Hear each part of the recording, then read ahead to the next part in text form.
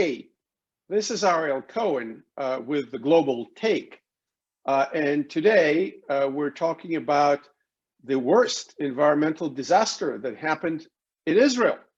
The whole Mediterranean coast of the country and a bit of the shores of Lebanon are apparently polluted by oil and tar, something that may have come from a ship that dumped the waters inside the hull, the waters in the tanks, that they were washing the tanks. Could be that. Could be, I saw one version of this that said ships were dumping heavy oil for years and it was sedimenting, it was sitting on the bottom of the ocean, and then with strong winter storms, this was all brought to the coast. The estimates are pretty high. 70 tons of this dirty black stuff are estimated to have washed out, and a whale got killed, a 17-meter whale, pretty big. You have now birds and turtles hurt, and the worst for the Israelis who are suffering already from the COVID closures. The country was a strong tourism industry. It affects tourism. It affects beaches, both for the locals and for the tourists. So probably billions of dollars worth of damage here. Definitely hundreds of millions of dollars. And the question is, who did it and who's going to pay? And this is an international mystery. It will be investigated. It is investigated. It will be investigated. There is a list of ships that they're looking into. I do not want to say anything because we did not have legal proceedings yet, but there's one ship that is mentioned in the media as a suspect.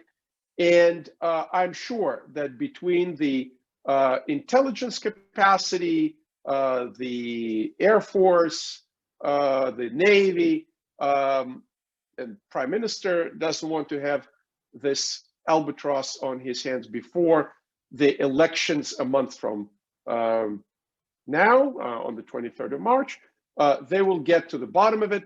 And then, of course, the question is, where do you litigate, especially if the ship was involved, was not an Israeli ship, already left the area? How do you prove it? Where do you litigate? Do you go for an arbitration or mediation before you take it to court? What court? A lot of questions of responsibility, criminal responsibility, regulatory responsibility, and civil damages.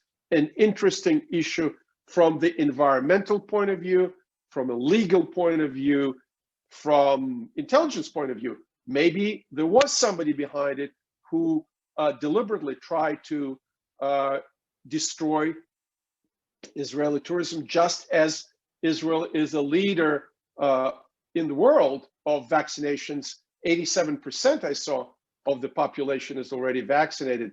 And it could be to damage Israel, to hurt the tourism season as it opens. I am not sure about that, but something that can be explored. So the general question here, that is not limited to the Mediterranean, not limited to the state of Israel, is how do we regulate these tankers that carry oil or heavy fuel, mazout, and then at some point they allow themselves washing the tanks and just dumping it into the sea, as opposed to bringing it ashore, pumping it out ashore, which of course costs the shipper money. And then you safely dispose of these oil products. And I don't have a quick answer, because especially in the developing countries that don't have the infrastructure like we do in the United States or Western Europe or Japan or Singapore, In many places, you don't have the infrastructure, you don't have the machinery, but you also don't have the enforcement and the regulatory infrastructure to handle that.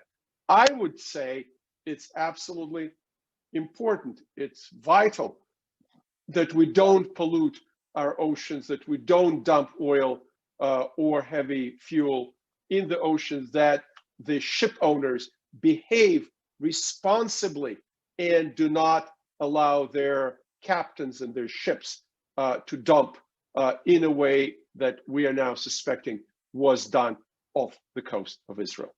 With that, I wish you a wonderful week, safe and clean air and water and beaches, and we'll see each other together soon. Please subscribe to this YouTube channel. Cheers. Thank you for watching. Please subscribe to get more content like this.